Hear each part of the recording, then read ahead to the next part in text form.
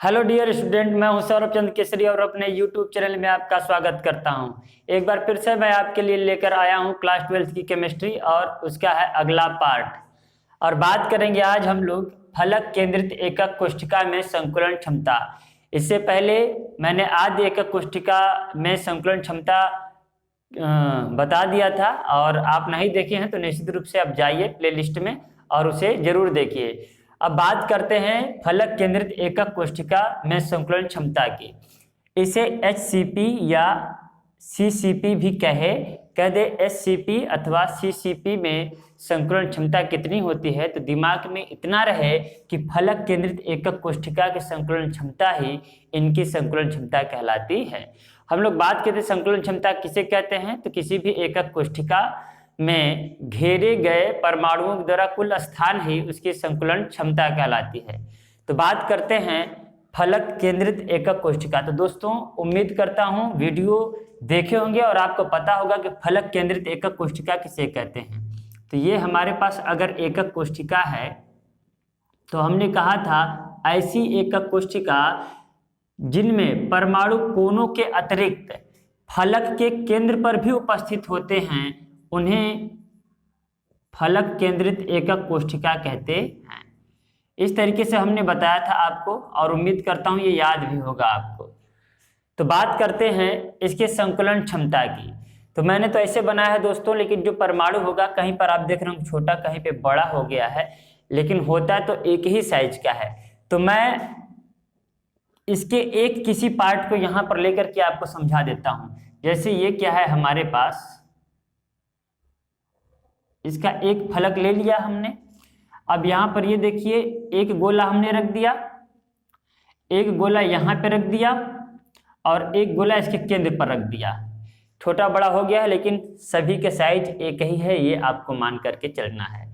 अब हमें इस कोर की लंबाई तथा इस परमाणु अर्थात गोले की त्रिज्या में संबंध निकालना है। ये निकाल लिए तो हम निश्चित रूप से एकक कोष्ठिका में संकुलन क्षमता भी निकाल लेंगे। तो चलिए देखते हैं।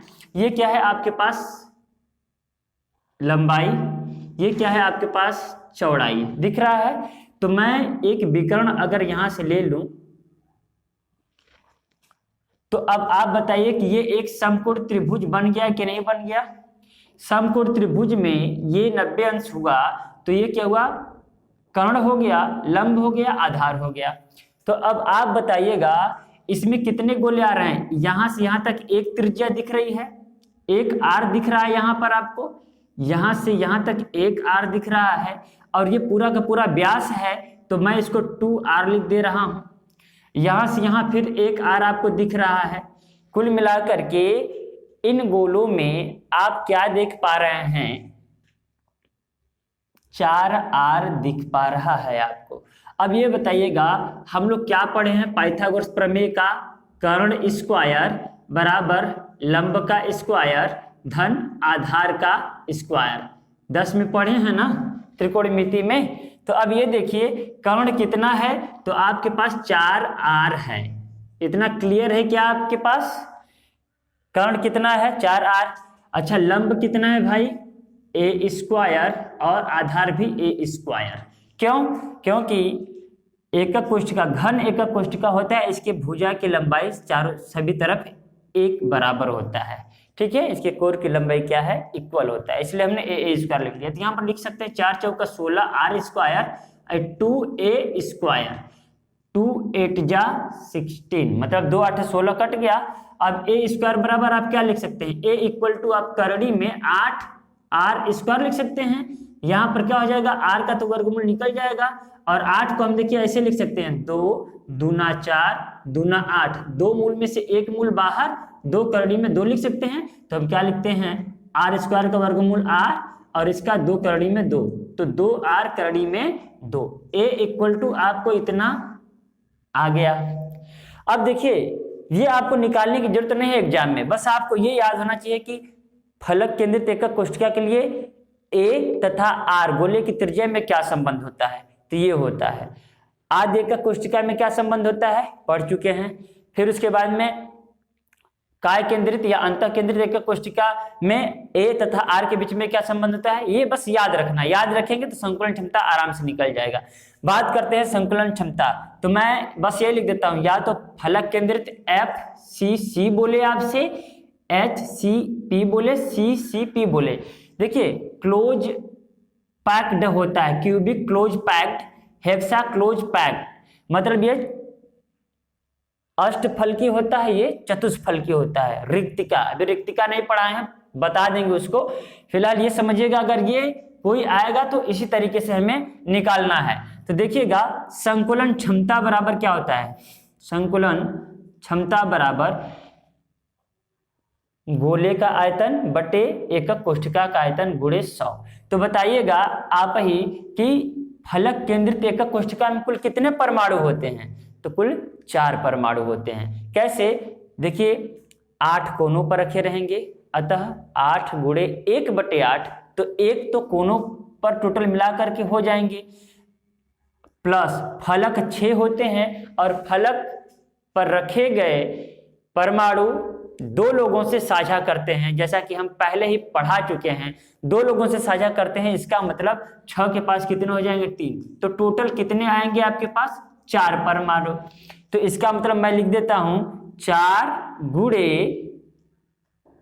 परमाणु का आयतन, परमाणु अर्थात गोले का आयतन, तो 4/3 πr³ अपॉन एकक कोशिका का आयतन। एकक कोशिका का आयतन क्या होता है दोस्तों, 1³ देखिए अब मैं वो नहीं लिख रहा हूँ, प्रीवियस देख लीजिए, नहीं देखें तो तुरंत जाइए और तुरंत जा करके प्लेलिस्ट में केमिस्ट्री पार्ट 3 ऐसे करके देखिए, ढूंढिए, 12th का मिल जाएगा, और उसको देखने के बाद इसको देखिए, नहीं देखे हैं तो, और अगर देखे हैं तो कोई बात नहीं, आपको समझ में आ रहा होगा। गुणे 100 मैं कर दे रहा हूँ। अब देखिए सॉल्व करते हैं, इस ए का वैल्यू मैं इतना पुट कर सकता हूँ, रख सकता हूँ, मैं रख देता हूँ। देखिए 4 गुणे 4 πr³, ये 3 नीचे लिख देता हूँ दोस्तों। ए का वैल्यू मैं लिख देता हूँ 2r करड़ी में 2 का होल क्यूब गुणते 100।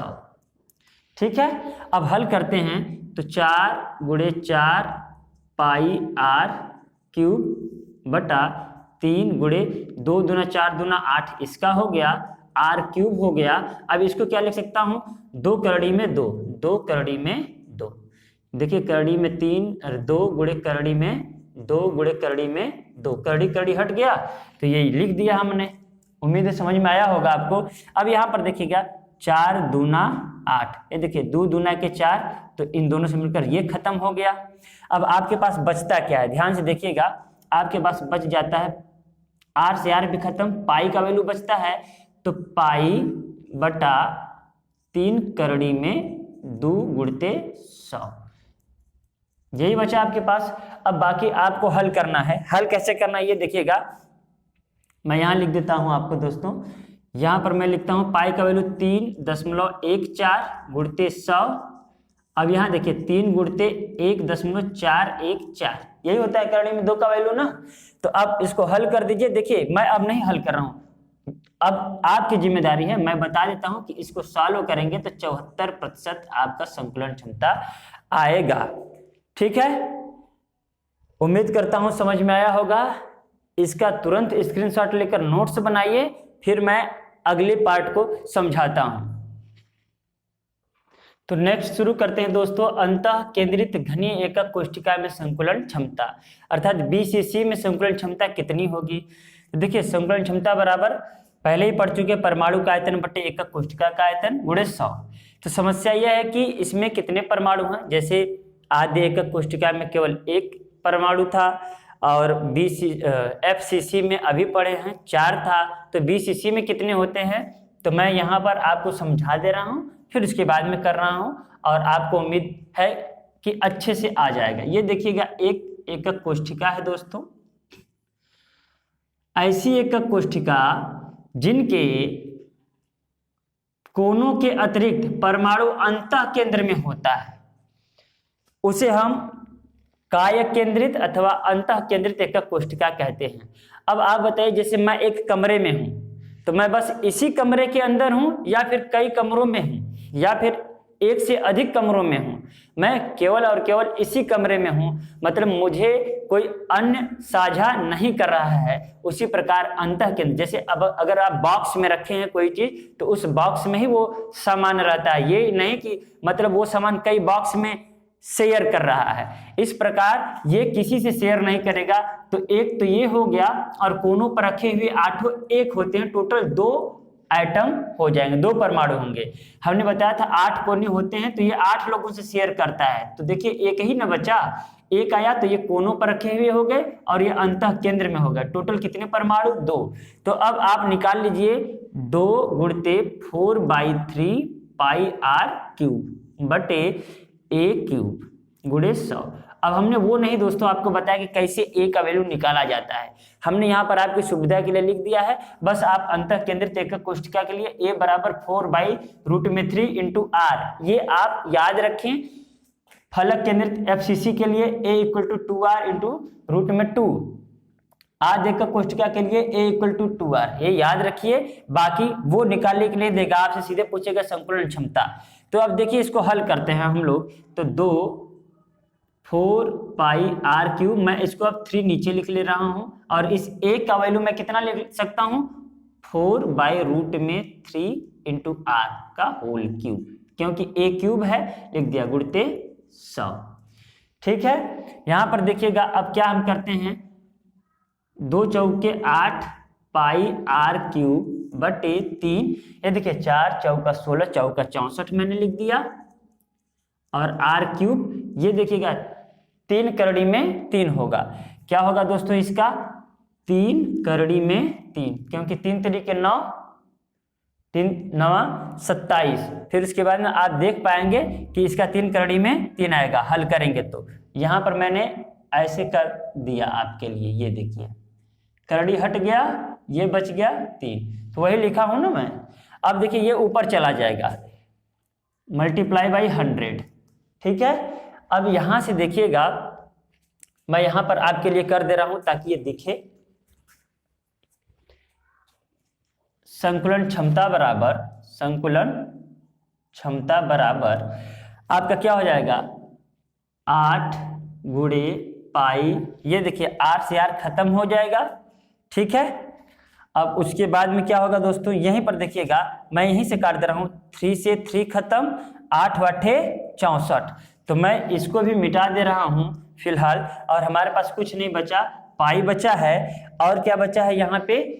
8 वाठे 64, 8 बार में ये कट गया है, 3 से 3 कट गया 3, एक करड़ी में 3 नीचे बचा है, तो करड़ी में 3 मैं ऊपर भेज दे रहा हूं गुणे 100। अब देखिएगा मैं इसका वैल्यू पुट कर सकता हूं 3.14, और गुणते इसका वैल्यू मैं कितना रख सकता हूं? 1.732 बटे 8। तो ये बताइए 100 अगर मैं गुणा कर दूं दोस्तों तो क्या होगा? यहां से हट जाएगा। अब इसको जब सॉल्व करेंगे तो टोटल आपका 68% आएगा। आप इतना तो कैलकुलेट करेंगे ही कि कम से कम आपका प्रैक्टिस हो जाए काटने पीटने में। उम्मीद करता हूं ये सेशन आपको अच्छा लगा होगा दोस्तों। ऐसे ही मैं आपके लिए वीडियो लेकर आता रहूंगा, बस मेरा उत्साह बढ़ाते रहें। वीडियो अच्छा लगे तो दोस्तों तक शेयर करें, मेरे बारे में बताएं। मिलते हैं नेक्स्ट वीडियो में, तब तक के लिए नमस्कार।